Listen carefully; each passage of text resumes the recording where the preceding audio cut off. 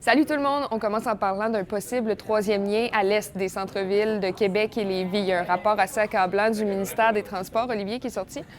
Oui, ce qui se passe, c'est que le ministère des Transports a demandé à ses fonctionnaires d'analyser 2 tracés possibles pour un troisième lien à l'est des centres-villes de Québec et de Lévis. Alors oui, il s'agit de scénarios de pont.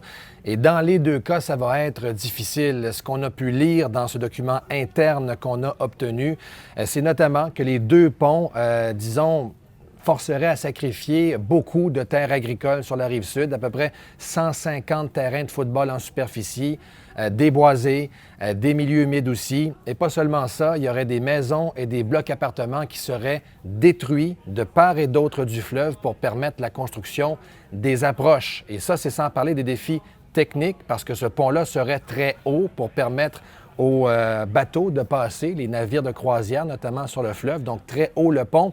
Et ça viendrait, modifier durablement et de façon irréversible les paysages de la capitale nationale, la vue à partir du Vieux-Québec, la vue à partir de l'île d'Orléans.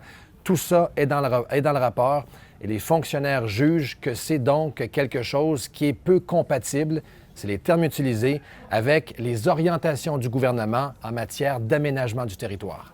Merci beaucoup, Olivier. Et sachez qu'on a appris qu'il y aura des séances d'information publiques les 26 et 27 février prochains. Donc, ce sont des représentants du ministère des Transports qui vont répondre aux questions et donner de l'information sur les corridors qui sont étudiés présentement pour le troisième lien.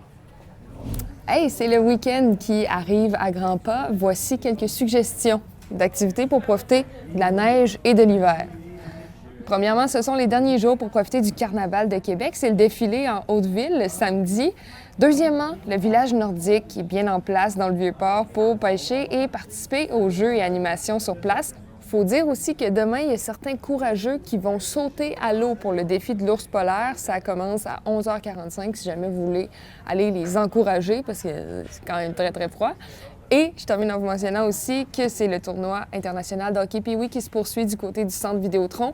Les petits remparts et les petits nordiques seront là, entre autres, samedi. Voilà, bon week-end!